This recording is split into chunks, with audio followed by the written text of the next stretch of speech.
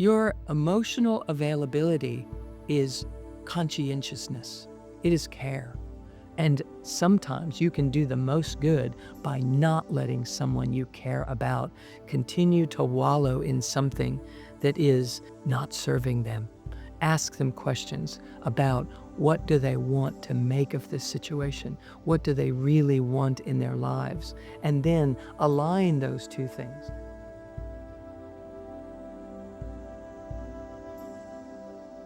Welcome back to the Art of Awakening podcast, where the art of living awake becomes truly a daily practice. That's the point, right? Hello there. I'm your host, Dr. Sue Morter, and today we're going to talk about relationships. How to move from being drained or disconnected in a relationship to being truly nourished in your connections with others and in your relationship to life. First, I want to just speak about the idea that everything is energy, and how we move that energy and work with that energy is ultimately going to determine our life experience, is ultimately going to determine the quality of any relationship that we are in, whether it's a relationship with money, a relationship with a person, a relationship with self in any way.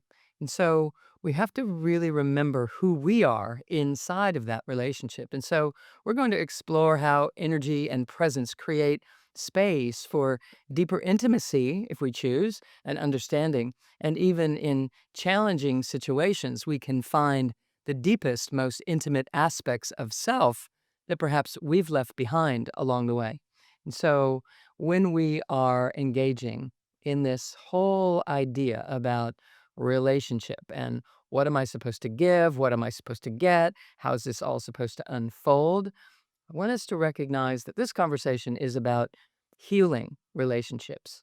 Now, not only healing the relationships that we already have, but establishing relationships that are healing on an ongoing basis. So it's easy to focus on the other person when we're in relationship and what they're doing wrong or what they're not doing, what's missing, or how we want them to change, or we want the world to change, or we want my life circumstances to change. But the truth is, the deepest work happens inside our own system. And that's a tough one when we're feeling victimized and we're feeling all caught up in our emotional state. It's very hard to think that I'm the one in charge of my experience here. When someone has done something that is devastating to us, or that confuses us, or that hurts us when it's said or done, or when the world is operating in a way that causes us to want to retract and not participate, it's really tough to recognize that it's my job to generate a healing environment no matter what. Yeah, got to remember it from this perspective. You came into this life for a reason, and it was to evolve yourself in the physical dimension, to evolve your capacity to remain identified as a creator of your life experience. You're made of the infinite creative energy. And so when we forget that and we get caught up in the drama, we get caught up in the movie, we literally forget the truth of who we are. So the human system is designed to create connection, not conflict. But old stories and judgments and unconscious patterns that we get absorbed in get in the way. But those patterns are your choice today. Now, even if those patterns have been in place for 40 years, it doesn't matter.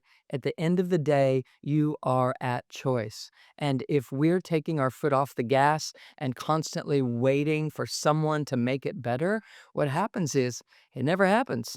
What happens is we get disillusioned, we get disenchanted, we get depressed, we start doing things that are further differencing us and distancing us from the true potential that we are. You're made of the universe, compressed into physical form. There is nothing that you are not. Nothing. So you have it all. It's just a matter of how do I find it? How do I access it? How do I turn it on? How do I resonate with it enough that I can relate in this way and that I can actually put those shoes on every day when I step out of my bed and into the world?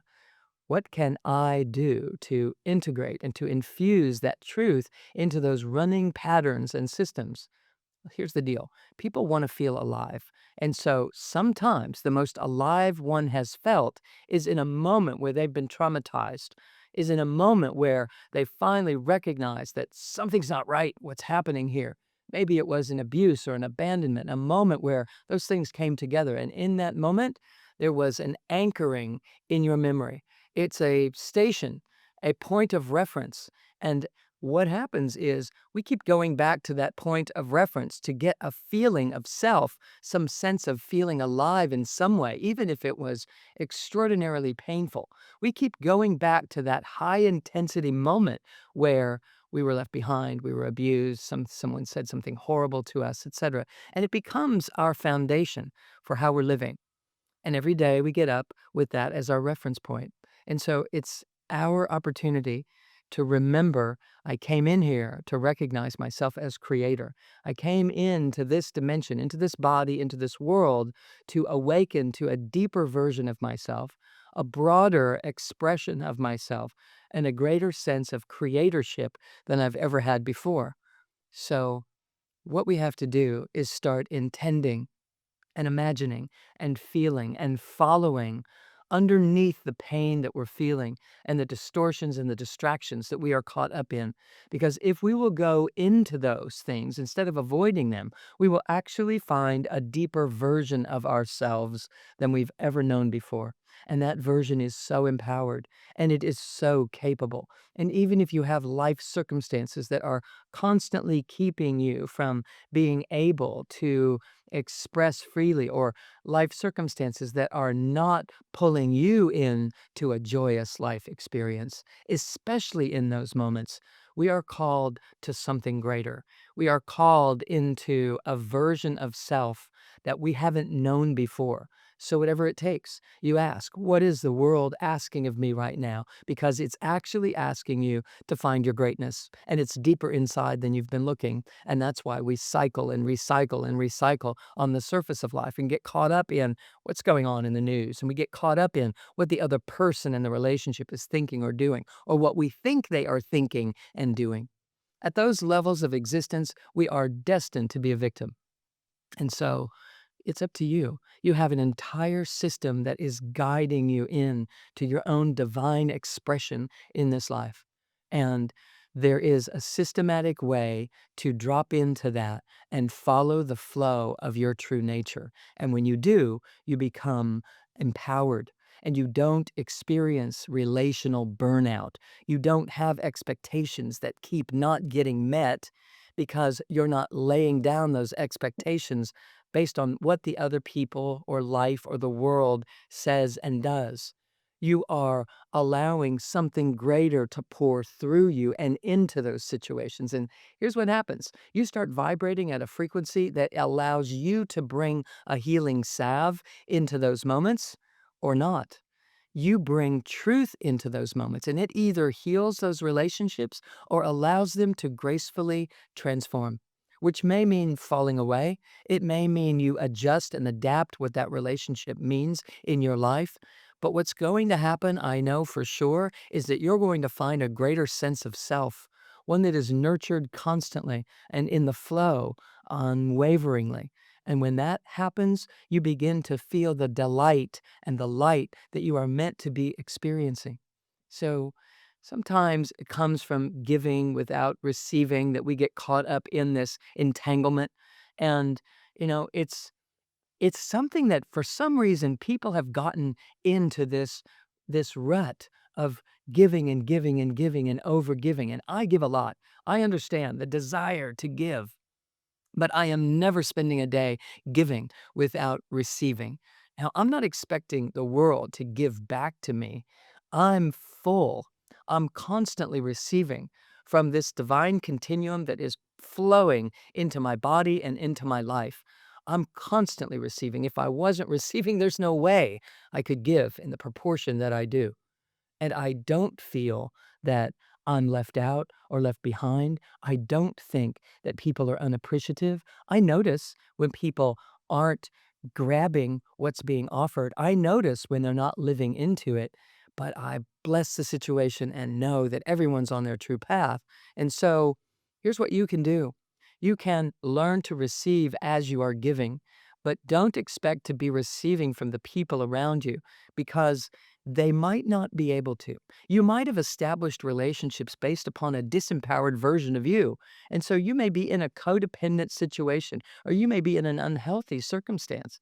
So it's not about crashing your world and dropping all those relationships and just finding a way to start over. It's about starting to turn on a valve of what's pouring into you, literally.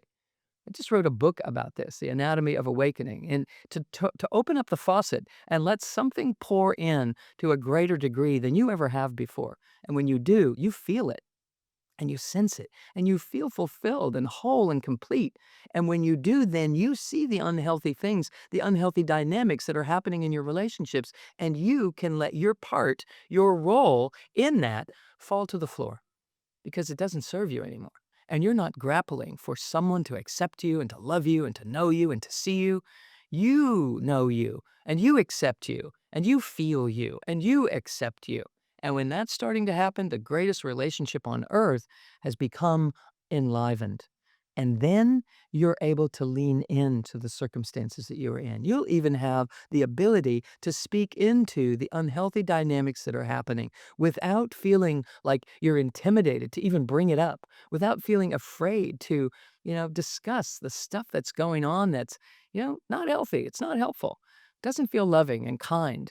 And you can demonstrate how that goes in an unconditional fashion. And when you do that, your power gets felt. And the people around you, they want to line up to that because there's something healthy and whole about you. And when that's unfolding, your world starts to ripple out. And the people that are no longer willing to drop their victimization, they fall away. They find some other reason, some other thing that attracts them, something that looks better. And a few years down the road, they'll recognize that actually they're just reproducing the same circumstances for themselves. All the while, you're moving forward. And that is healing. Sometimes, and I used to live this way, I thought that for healing to happen, I need to get this person to understand and to be like that and to be interested in the things that I was interested in because I was interested in what was the highest good for humanity. So, why wouldn't a person in a relationship with me be interested in the same? And then I recognize that sometimes people are just caught in their own victimization and they need to work it out. They need to sit down inside of that and feel it and be depressed and be in the angst of it all. Because in the feeling of that, they can come to their own conclusions. They can start to own it. And when they put their feet down in that soggy soil and root themselves a little bit more deeply, what's going to eventually happen is they will stand and they will rise up into the spaces that I wanted them to be in on my time, in what the timing that I could see for them. And so when you recognize this and you're feeling whole and complete, you have the wherewithal to allow them to have their way without becoming codependent, without getting in the muck with it. And you draw some boundaries that allow you to continue to be you and you allow them to continue to be them. And so the nature of your relationship might change.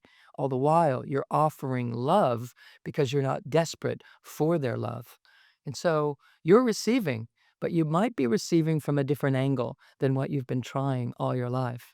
I was so frustrated in those relationships. I was so, just out of sorts. Like, what do I have to do?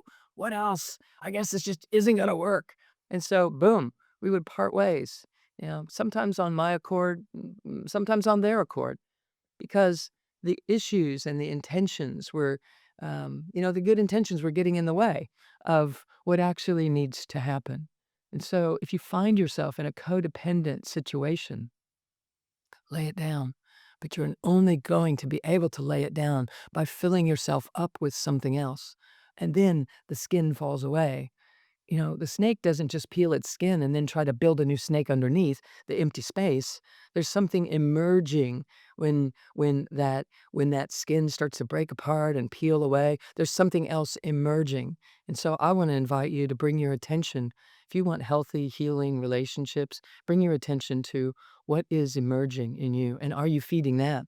What do you do in your spare moments when your eyes first open in the morning? Does your mind automatically go to what they need to do and how they need to operate and if they would just change this or go to your escape plan or what you would do if the worst case scenario happened? Because if you're spending your time that way, you're not really interested in a healing relationship.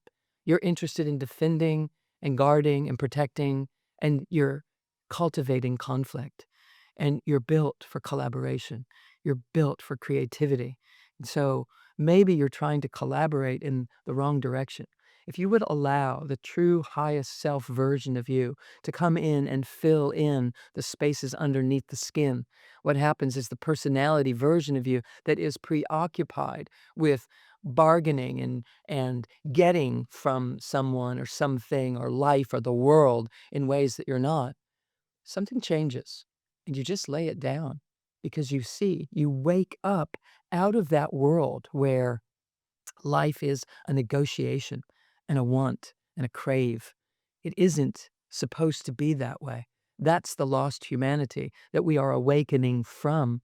And that's what the art of awakening is all about, is to set that context differently in your consciousness and allow you to not be preoccupied with, should I do this or should I'm afraid to say that or what if I do this?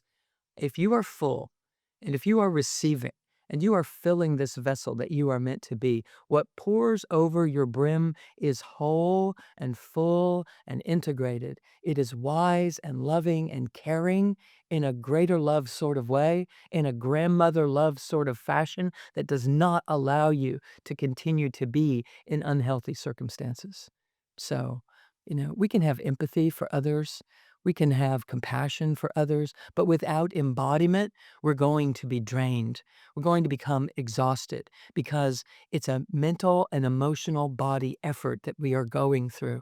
And if we do not drop from the mental and the emotional into the chemical, into the physiological version of life as our true, whole, loving self, it wreaks havoc in our life. So let me just reframe that. If you are often emotional and you are consumed in your emotion from grief, from frustration, from anger, from hurt, from confusion, from wondering if someone is being honest with you, if you're caught up and reeling in that, here's what's happening. You are pure spirit coming into form. We know that. In terms of science, you are the unified field that is compressing into physical matter. And on its way, it moves through various vibrational frequencies. Those vibrational frequencies, as far as the human system is concerned, move through your awareness, your mental self, your emotions, reactions to how you orient your mental self, your chemistries that get spurred by your emotions that are being controlled by your perceptions and your limited ways of thinking. And then, therefore, we get stuck right there. We get stuck right in the chemistry that starts looping over on itself, recreating an addiction to the chemistries of upset. It's how you know who you are when you're feeling that because it resonates with those moments where you've been, falsely feeling alive. Well, there's another version of that just waiting for you to turn it on. And the way to do that is you got to come home to yourself. You have to drop in. I would invite you to just place your hand on your heart right now, even if you're doing something else, and take a breath in your belly and breathe a little bit lower in your body than you tend to. I assure you that you're up here in your head and you're up here being controlled by that emotional story if you are drained, if you are exhausted. They aren't doing it to you. You are. Nobody is doing anything to you. In fact, science and spirituality at its deepest level tell us there's nobody out there. There's only Source, God, the divine, and everything else is a movie that we are really generating in our lives to get to know, to disentangle, to awaken to orient, and to integrate. We abandon ourselves. It's not that others are abandoning us. We do so because we're trying to maintain harmony in a horizontal world that isn't designed to produce that for you. The outer world is reflecting back to you what you're allowing to take place inside of you, how you're operating with these mental energies and these emotional energies and the chemistries that you're presenting. And so when you drop down into your body and you take lower, deep belly breaths and you exhale into the earth, you are only starting a process, but oh my gosh, you are putting your hand on a doorknob and opening a door to an entirely different world, a different reality, truly, a parallel universe. The nervous system learns connection and requires self sacrifice to be able to operate that way. But true connection is not about how the nervous system is operating based on your past experiences. It's about coherence, it's about nourishment on an internal level, vertically receiving this energy into this body. It comes from every direction, but the way our minds have been trained to perceive, we just drop in, we drop out of reality basically, and we look to the people and the places and the things to give us joy. But really, that joy is inside of you. And there are things that happen in your life that unexpectedly tap that joy and give rise to it. But you could be giving rise to it all the time if you allow yourselves to align in a way that is naturally and cosmically designed to do exactly that for you. It's right here. It's right here for you. So when we nourish ourselves in this internal manner, in this vertical reality, it's not something that someone else or another person or the news is going to provide. When the body is nourished and connection happens, it happens effortlessly when you operate in the way that I'm describing. You don't have to manage energy. You don't have to protect yourself. When I say something like drawing boundaries for yourself, I just mean make a decision. Make a decision. My infusion of joy comes from the vertical dropping in of my own super consciousness, my own highest self gets to come into this body, but I have to generate the vibrational frequency that resonates with it so that it can. I can't just invite it and then lay in bed and wonder and worry and fret and regret and remorse over all kinds of things that I can find to do that. You have to pay attention to what are you interested in? What are you attracting? What are you collecting? What kinds of thoughts are you gathering inside your field every day? It's up to you. It's up to us.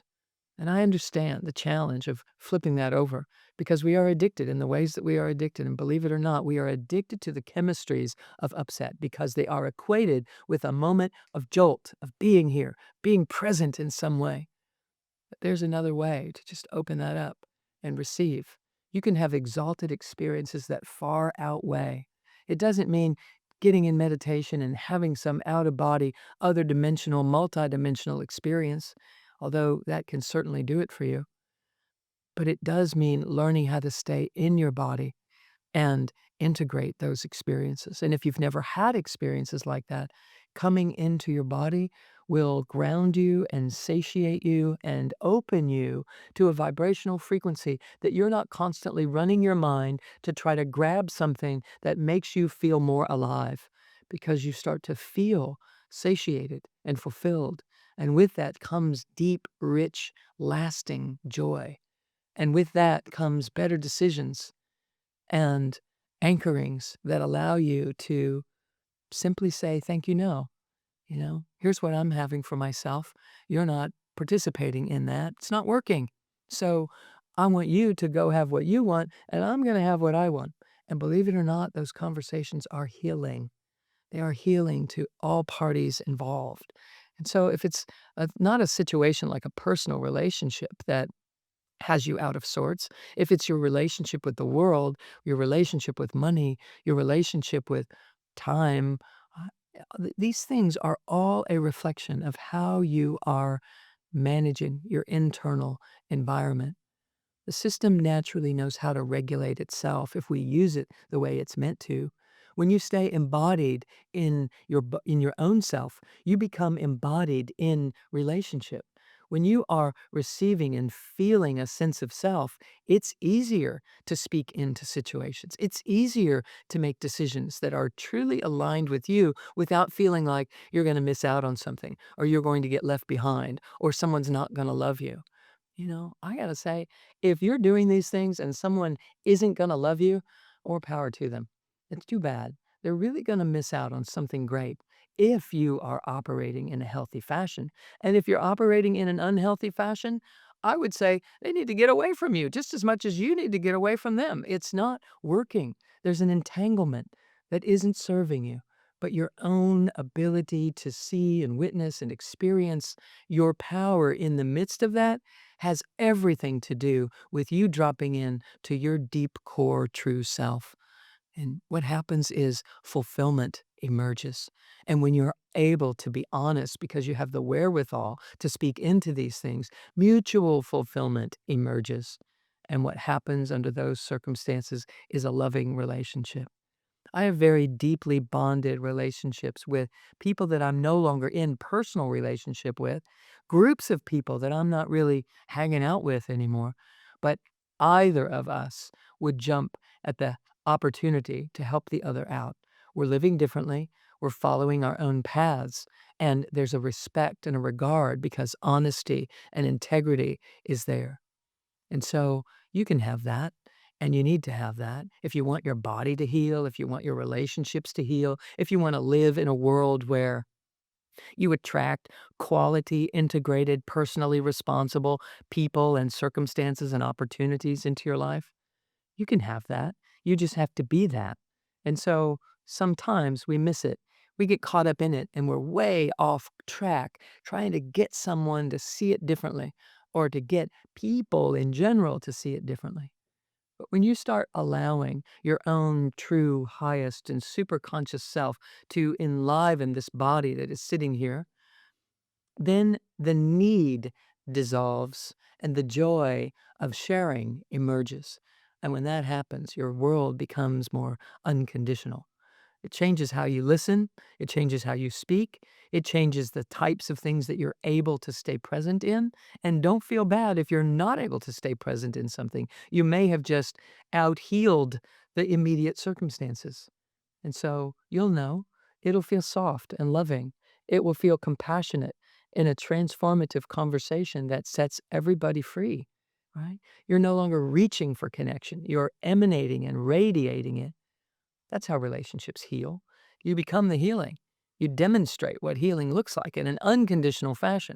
I used to think that in order to demonstrate a healing relationship, we have to heal first, but that wasn't the case at all. I had to heal. I had to release those codependencies. I had to release these ideas that I needed this, that, or the other to be whole, to know what to do, to know how to live, to know how to operate. And it simply isn't true.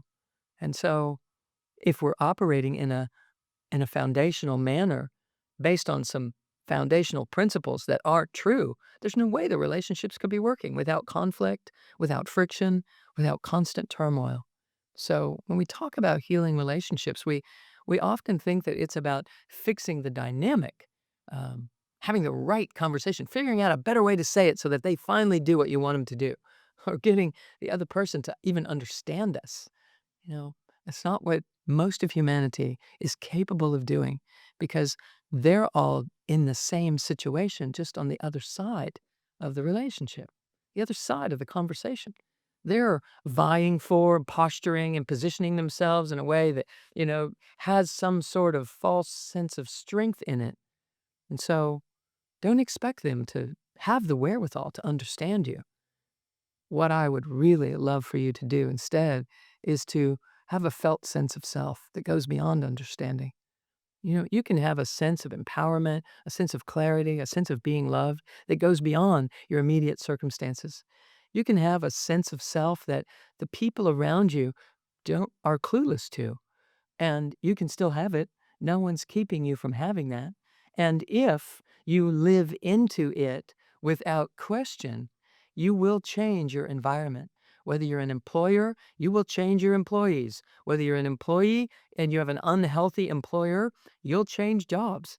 If you're in a marriage, you'll find a way to have it be different because it's not meant to be. And if it was till death do us part, then allow the egoic version of you that has been filtering and fueling and feeding that unhealthy relationship to die.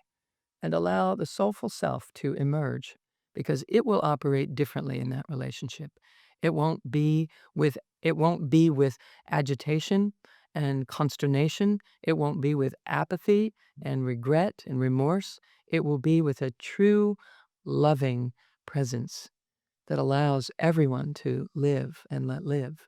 and it will have a connection in it. And it may be rearranging what you thought someone was going to deliver for you to make your heaven on earth happen. But it will be okay because you're creating your own and you're recognizing that that was actually why you came. You came into this life to recognize that kind of power, that kind of capacity. The truth is, every relationship is an energy exchange first, you bet. If you're feeling drained, it's not because you care too much. It's because your energy isn't anchored on self. It's because you're giving it away before you really own it. And if you were to own it, you wouldn't have to be giving it away. It would be emanating and radiating off of you while you're on your way to your own divine destiny, bringing everyone along with you that has a shared path and a shared ultimate destiny. That's how we're supposed to be living. But we landed and we splatted and we hooked on to anything and everything and ways of being and a perception of self that causes us to find and attract the kinds of relationships that we attract. But there's something deeply, deeply true underneath all of that. And that's why you like this podcast. It's because I'm speaking to that version of you. And it's because that version of you has you here on this earth. That version of you is emerging. We just want it to happen with grace and ease and with passion and a sense of purpose. You can be deeply caring and emotionally available without leaving yourself. You do not have to give it away before you even know what it is, right? It begins by staying rooted in your own body. When your breath is steady, your spine is aligned, your awareness is inward first, your system stays nourished because you're picking up on the universe's gift constantly feeding and fueling you. The very thing that you breathe in is sustaining you. So build a relationship with that. Build a conscious relationship with your own breath. Build a conscious relationship with the energy that built your body. Build a conscious relationship with Source or God or the divine, or however you want to look at it. My only invitation is make sure that you don't build a relationship with a God that is likely to judge you or leave you behind. Because I don't think, and there actually is no evidence that that is actually true. What if that whole form of source was a unified field of consciousness that was available for you to draw forth and do whatever you would choose with it? And if your choices are aligned with cosmic law and harmony in that way, it will always flourish and bring you in to exactly the healthy dynamics that you belong in. Not being afraid of being judged or left behind, but rather being supported and being encouraged to step out into your greatness. So you stay nourished by doing so, and then you're able to be nourished even when you're connecting outward. Emotional availability does not mean absorbing someone else's emotions. It is not that. Your emotional availability is conscientiousness, it is care.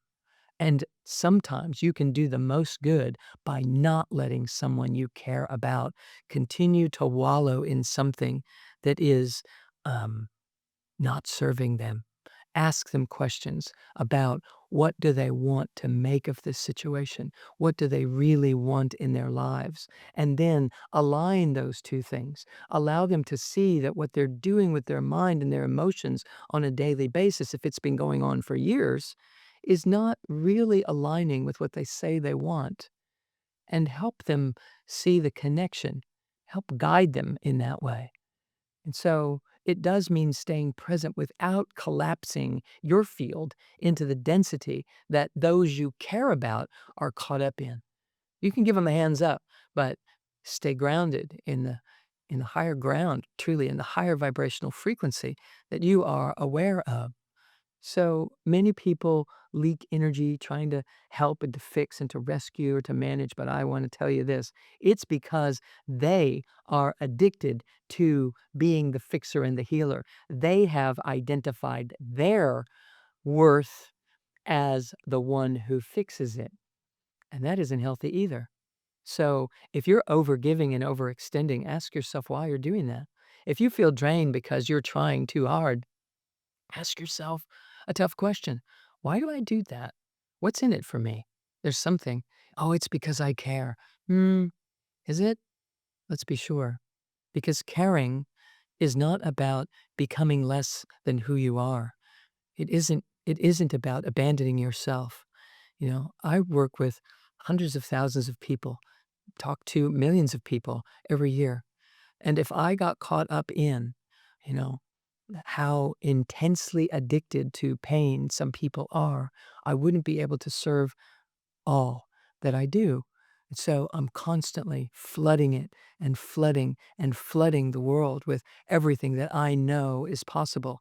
And I'm inviting people into deep, rich, intimate exercises that they can follow and learn to drop inside and have that very thing for themselves. And as I mentioned earlier, some people aren't ready to do that. And so I lovingly, supportively encourage them to have what they're having.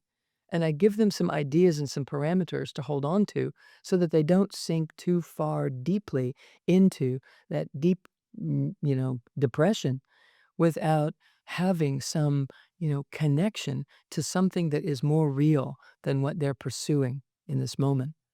There are ways to do this and processes that we can all do on a regular basis. In fact, I wrote about it in the new book that's coming out to give people a solution, ways to be present with yourself by building up the vibrational frequency that is on steady ground.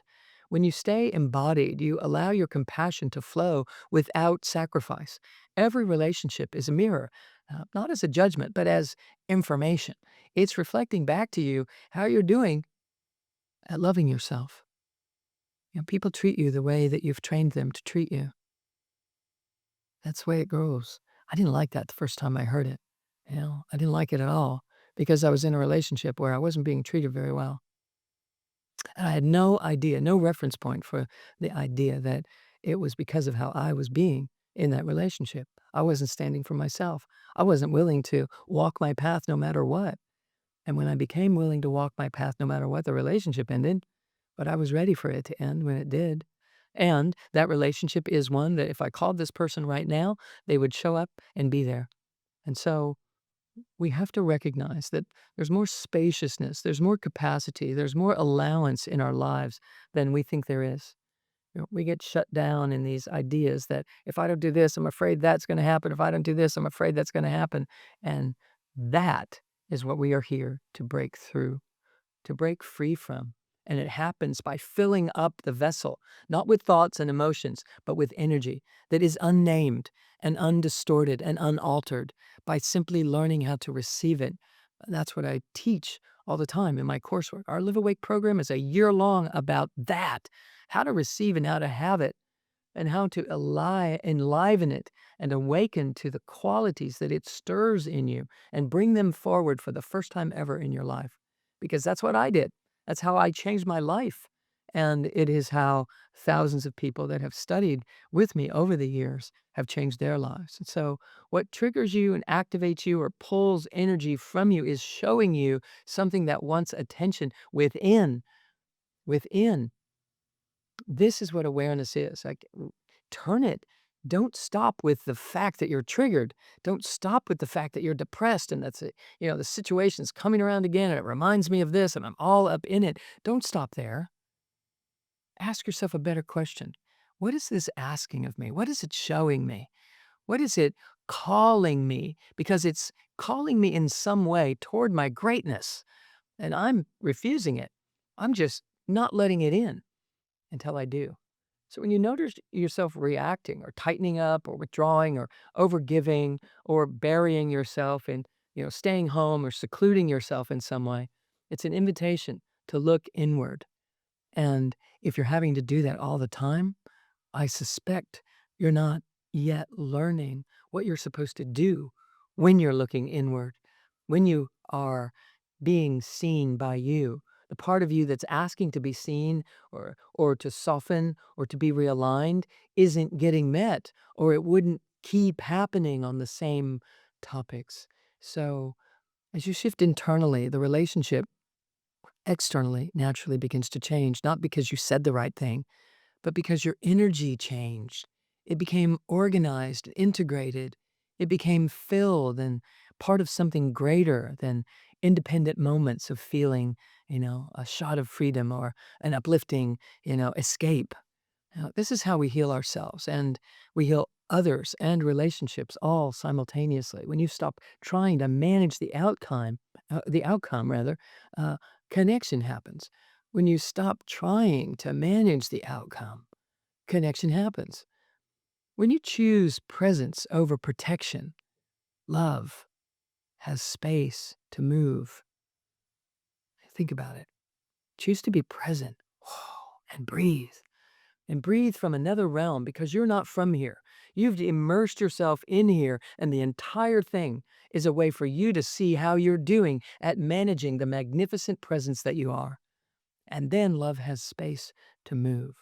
Relationships were never meant to drain us. That's not what they're for. Life isn't meant to drain you. You're just not working it properly. You're not using the equipment properly, and you can. So life is meant to reveal to us who we are, who we're allowing ourselves to be. So we have to turn on the faucet, turn it open the floodgates, and let something pour in that you've been denying. To strengthen our capacity to feel whole and connected is to be alive. This is how relationships become nourishing, not because they're perfect, but because you're present with whatever it is. So, something to think about. Actually, don't think about it. Just breathe and feel what's happening inside of you. Maybe it's stirring you like, you don't understand my situation. I can't tell you how many times patients would yell back at me in the treatment room. You don't understand my husband. You don't understand my boss. Like, yeah, I know. I had one of my own. I had one of those and one of those and one of those. And I didn't want to hear it either. And how many of those patients healed, surrendered, they come back and say, you're right. I thought about it. I slept on it. I get it. So do that and watch what happens. Your life will change. It's meant to be in support of your magnificent life experience, regardless of your circumstances. So it doesn't mean you turn the other cheek in terms of burying your head in the sand about what's going on in the world. It means this is how you become the one who can handle and be a way shower about what's happening in the world. And you direct your attention to what matters most, what matters more than the dynamic of someone getting you.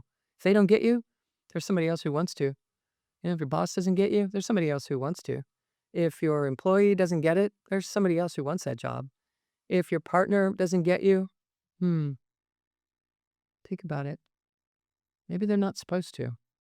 And maybe you've just been trying in the wrong ways. So before you go crashing all those things and you just, having a big old cathartic moment, don't do that. You don't have to do that. I've had people do that. But you can do this. You can be cathartic about your expectations. You can be cathartic about where you put your attention on who needs to change. No one needs to change. You just need to drop inside and feel the fullness of your being and receive. And if you don't know how to receive, I certainly have lots of ways that you can learn to do that. So begin by breathing in your belly, lean back against your own spine, open up a vessel that's right here that starts at your pelvic floor, and it fills and fills and fills. And breathe until it starts to fill and you can feel it. And so read the books, come to things that you can discuss this, learn techniques, engage, but do not be afraid that your relationships are going to take the rest of the joy of life right out of you. Do not buy into that any longer. That's not why we're here. You're here for so, so, so much more. The art of awakening is about supporting you to experience the love and the joy that you know is possible. And in these times, if the outer world isn't providing it for you, it's right on time. It's perfect timing, in fact, for you to learn where it's really supposed to be coming from all along. So you can thank the crazy that's happening out there. Just make sure that you catch the benefit and not miss it by leaning in to you. So thank you for joining me today. I hope I've stirred you a little bit. I can tell you that it is with so much love that I am pouring this into you. There's so much love and support here for you. But thank you for plugging in to the art of awakening. I know that it sometimes represents your bravery. So crack a little smile on that and take a breath and recognize you do have what it takes. You're here. All right. We are blending science and spirituality to empower you to create a life that you truly love living. So let's do that. Okay. So remember to subscribe and to share this episode with others, particularly the ones that came to mind while you were listening to it. And until next time, know that you are deeply, deeply cared for. Yeah. Until then, I'm Dr. Sue Morter. Blessings, blessings to you all. Bye bye for now.